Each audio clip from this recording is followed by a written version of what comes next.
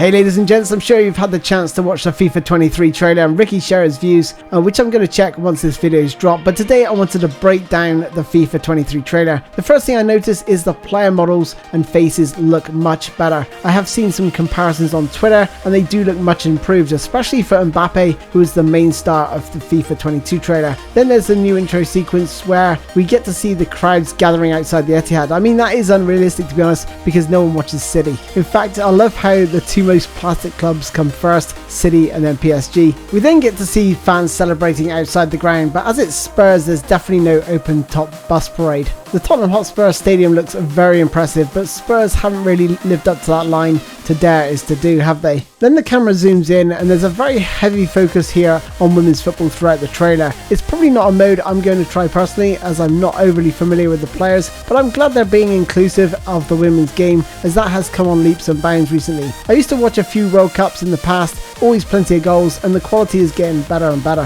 Hypermotion 2 is introduced, and Alex Scott mentioned there's far more new animations and more realism. It would have been nice if she could have elaborated on what makes it more realistic. You know, are we going to have realistic ball physics? Will we actually get crosses that feel like whipped in crosses, or does the ball suddenly turn into a beach ball once more? And as for headers and heading the ball, have they not figured out that you can't apply much more power to a header than the actual speed of a cross? Haaland with his Manchester City jersey on and Nunes at Liverpool, showing that the transfers are up to date. Never really been in question with FIFA. However, with eFootball on the other hand, it's a bit of a lottery. Like, where is Malaysia, Ericsson and Ten Hag? When are they going to be added? Do we really need to wait until eFootball 2023? We see some skills and shots at a very low camera angle, and I must say that turf looks better than ever before. But there's a line of commentary that I really hope is not part of the game where he says he's going to wear out the right stick playing like that, and I definitely think that will kill the immersion if he says that in game. There's also the suggestion of dynamic lighting here as the game plays out, rather than just changing the lighting at half time. Then we have the first real glimpse of actual gameplay, all 0.5 seconds of it, so I'm going to leave it on repeat while I mention that I've not actually seen this full animation before. Admittedly, I haven't played all that much of FIFA 22, but other than that, it looks like the defensive midfielder might actually be tracking back properly. Surely not, but I'm sure it will be patched out in a week or two after release. The next bit, a new free kick system, and thank goodness for that, because the last one I just didn't understand at all. It made no sense to me. Honestly, it felt like the ball could go anywhere. But notice that there's a player lying down behind the wall, and I don't ever remember seeing that in FIFA 22. Again, a few more snippets of celebrations and skills, and again the turf looks absolutely amazing. Here is the second bit of actual live gameplay as Son cuts inside to curl an effort which is saved.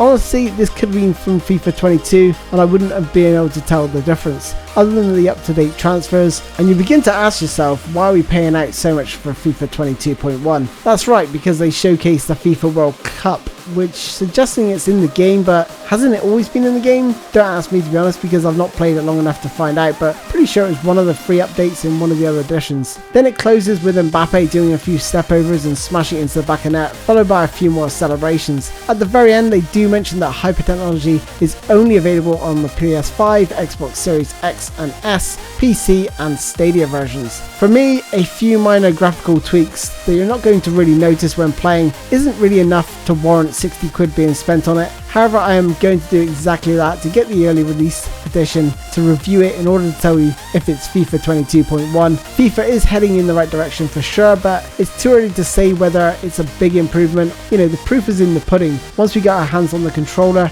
then and only then can we say for sure whether it's better or worse. But with EA and FIFA, the changes have always been minimal, so don't expect anything out of this world, and if it is good on day one, just expect for it to be crap by the first patch. That's all from me ladies and gents, thanks for watching, I'll see you next time, take care and goodbye.